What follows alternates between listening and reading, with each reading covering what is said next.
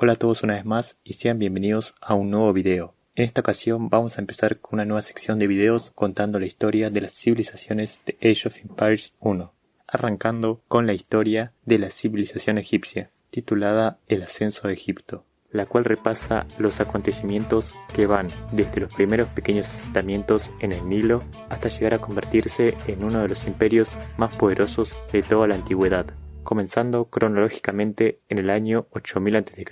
con los avances tecnológicos y sociales de las pequeñas tribus y terminando en el año 1450 a.C. con el asedio de Canaán. El Valle del Nilo ha estado habitado por seres humanos desde hace quizás millones de años. Tiene un clima suave, hay agua potable y está cerca del sur de África, de donde evolucionaron los primeros antepasados. El agua es necesaria para cualquier forma de vida, lo que hace que el Valle del Río sea un buen lugar para buscar plantas y animales útiles. La zona del delta del río es especialmente rica en este sentido.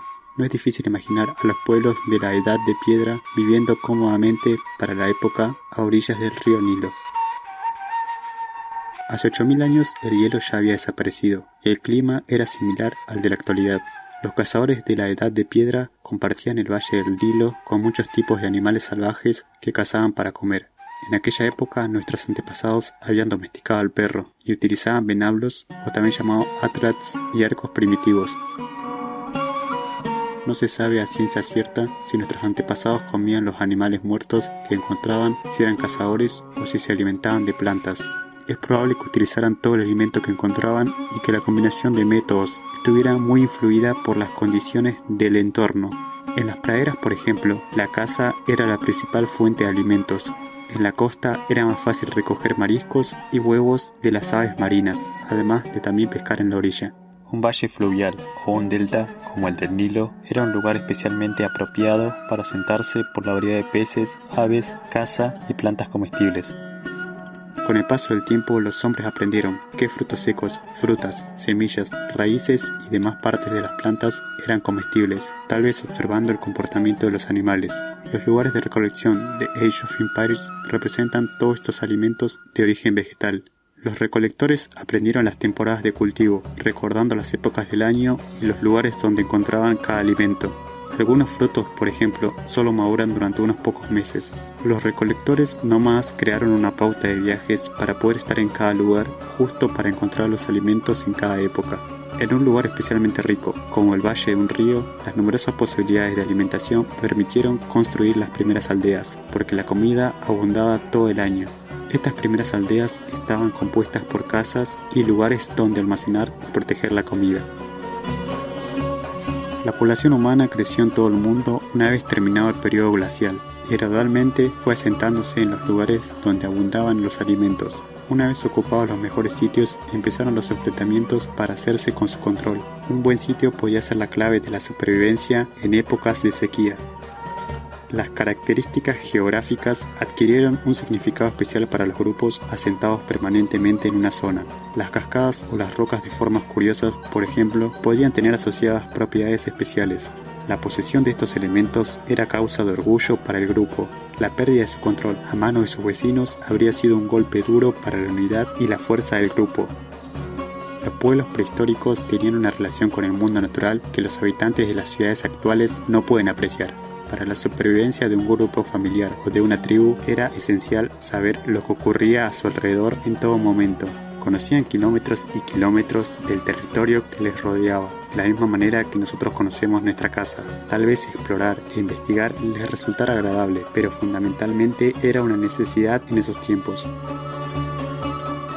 El crecimiento de la población y la lucha por los sitios ricos en alimentos aceleraron el avance de la tecnología que había fomentado el difícil entorno del último periodo glacial. Las nuevas herramientas, más y mejores variadas, aumentaron la eficacia de cazadores y recolectores y también las ventajas del hombre sobre las demás formas de vida. Los antropólogos definen el avance tecnológico de nuestros antepasados dividiendo sus progresos en eras definidas por los objetos que han sobrevivido a lo largo de los años. La mayoría son herramientas, las más antiguas de las cuales están hechas de piedra. Más tarde comenzarían a fabricarse de distintos metales. Los nombres de eras más utilizados son la primera edad de piedra, esto es el paleolítico, la segunda edad de piedra es neolítico, la edad de bronce y la edad de hierro. En Age of Empires existen la Edad de Piedra, la Edad de las Herramientas, la Edad de Bronce y la Edad de Hierro. Para pasar a la siguiente edad deberás cumplir una serie de requisitos. La Edad Nueva te permitirá investigar nuevas tecnologías y construir más edificios y unidades. La Edad de las Herramientas representa un avance en relación con las grandes y pesadas hachas que se utilizaban antes como herramientas. Las nuevas herramientas de piedra eran lascas sacadas de una piedra grande. Las lascas más pequeñas, denominadas microlitos, se unían a un mango para formar un cuchillo o también a palos para hacer flechas y lanzas. De esta manera se había alcanzado un nuevo grado de precisión. Las pruebas arqueológicas indican que las guerras formaron parte de la actividad humana desde hace mucho tiempo más de lo que nos gustaría. Por ejemplo, en una gran necrópolis de Nubia, al sur de Egipto, hay restos de 59 adultos y niños. Algunos de los esqueletos presentan señales de golpes o de puntas de lanzas incrustadas en los huesos. Este lugar se ha fechado entre el 12.000 y el 4.500 a.C.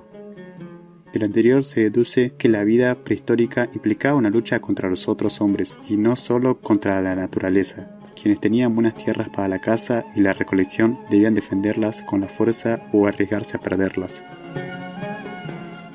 La agricultura, un adelanto decisivo, llegó a Egipto alrededor del año 5000 a.C., probablemente de mano de los emigrantes venidos de Mesopotamia a través de la costa este del Mediterráneo. Los recolectores habían aprendido hace mucho tiempo a guardar parte de las semillas y los frutos y a plantarlos para tener suministros de alimentos al año siguiente. Pero la verdadera agricultura nació cuando en Mesopotamia se descubrió que era posible plantar trigo de años anteriores en grandes terrenos. Durante miles de años fueron sofisticándose las técnicas de la agricultura, hasta que se logró cultivar y almacenar un buen suministro de alimento. Junto con la domesticación de cabras, ovejas y vacas, se convirtió en el paso más importante del camino hacia la civilización. Las nuevas tecnologías para la provisión de alimentos hicieron que el valle resultara más atractivo para los vecinos más pobres, pero por lo general, los egipcios lograron mantener importantes ejércitos y vencer a todos los invasores. Egipto se convirtió rápidamente en una de las más grandes y duraderas civilizaciones antiguas. Aunque pocas veces fueron realmente innovadores, los egipcios destacaron por su arquitectura, su arte y su ciencia. Las pirámides fueron construidas hacia el 2500 a.C. y representan toda una hazaña para su época. Por su riqueza agrícola, Egipto era un importante socio comercial. Muchas regiones poderosas querían el grano y los productos textiles de Egipto, que a su vez necesitaba madera, vino, cobre, estaño, aceite, oro, caballos y vacas. La desembocadura del Nilo era un importante punto comercial para cretenses, cananeos y otros comerciantes de épocas posteriores. Los egipcios crearon una religión rica y variada, con cerca de 2000 dioses y diosas. Algunas de estas deidades eran adoradas en todo el país, otras solo en una ciudad y otras en los hogares. Muchas creencias religiosas estaban relacionadas con el sol y el Nilo, los dos grandes responsables de la abundancia agrícola en que se cimentaba la relativa riqueza de Egipto. Los faraones, con ayuda de los sacerdotes, cumplían con los ritos durante todo el año, para que creciera el Nilo y el sol continuara en su trayectoria. Se levantaron templos dedicados a los dioses más importantes. Los templos eran el hogar terrestre del dios o la diosa, mas no eran lugares de culto. La estatua que representaba a las deidades solo se mostraba algunos días al año, en celebraciones especiales. El pueblo llevaba al templo sus ofrendas que recogían los sacerdotes y las sacerdotisas, y rezaba ante la estatua del faraón, al que se consideraba descendiente de los dioses y que podía interceder por los fieles. Las preguntas a los dioses las respondían los sacerdotes y las sacerdotisas. En la historia de Egipto, los nubios del sur representaron siempre una amenaza. En distintas épocas, los faraones organizaron campañas contra sus territorios para alejarlos de Egipto. Durante siglos, los egipcios avanzaron periódicamente río arriba, de catarata en catarata, rápidos y saltos de agua que impedían el paso de los barcos. En cada avance, Egipto conseguía controlar un territorio que luego iría perdiendo, lo cual obligaba a una nueva invasión algún tiempo después. Una de las tácticas defensivas consistía en levantar fortificaciones en puntos estratégicos. La fortaleza de Bugen fue una de las 9 que se construyeron en la segunda catarata hacia el 1900 a.C. Su muralla exterior tenía más de 10 metros de alto y se estima que para levantarla se emplearon 8 millones de ladrillos de adobe. En su interior había cuarteles, casas para los soldados y establos para los asnos de las caravanas de los comerciantes.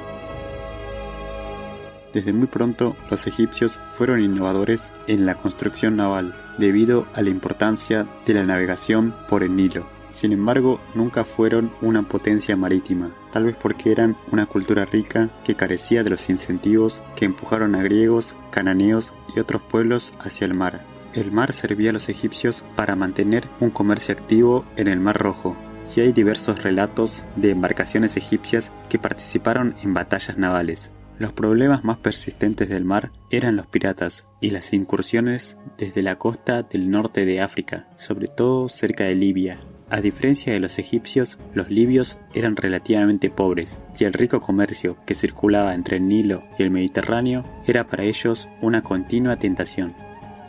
Las batallas navales de esta época se desarrollaban principalmente como enfrentamientos cuerpo a cuerpo. Los barcos se colocaban unos juntos a otros y los soldados abordaban los barcos enemigos o disparaban sus municiones. Los barcos de estas batallas navales tenían que ser rápidos para alcanzar los botines y a los enemigos, pero también debían transportar una cifra considerable de tropas para el abordaje. El éxito de las tácticas consistía básicamente en ejercer una gran presión sobre las unidades aisladas de la flota enemiga.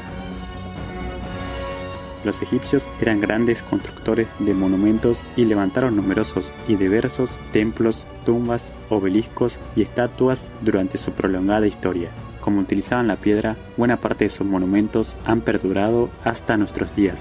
Por ejemplo, de las estructuras de adobe igualmente grandiosas que se construyeron en Mesopotamia, actualmente solo quedan unos montones de tierra. Las pirámides son los monumentos más conocidos de la época antigua y la única de las 7 maravillas del mundo que aún sobrevive.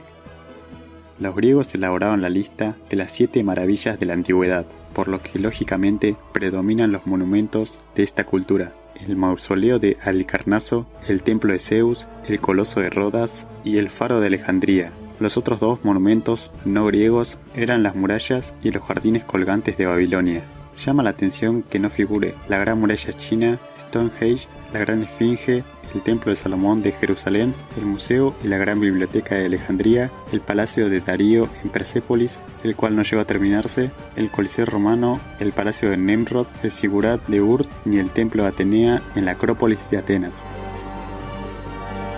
Al mirar la historia de Egipto, distinguimos 3 objetivos de política exterior a largo plazo. El primero de ellos era mantener una frontera estable con Nubia al sur, el segundo de ellos era librarse de la piratería y de la invasión de Libia, y el tercero, controlar el Levante hasta Siria y más allá. Mientras que Nubia y Libia causaban más preocupación que beneficios, la costa oriental del Mediterráneo ofrecía la oportunidad de crear un auténtico imperio. Las ciudades de Canaán eran el nexo de las importantes rutas comerciales entre Egipto al sur, Mesopotamia al este, los hititas al norte y los cretenses y griegos al oeste. Pese a la relativa escasez de recursos y tierras cultivables, las ciudades cananeas prosperaron gracias a su ubicación en el centro de esta zona. Pero este núcleo de Canaán era ambicionado por los imperios mayores que lo rodeaban.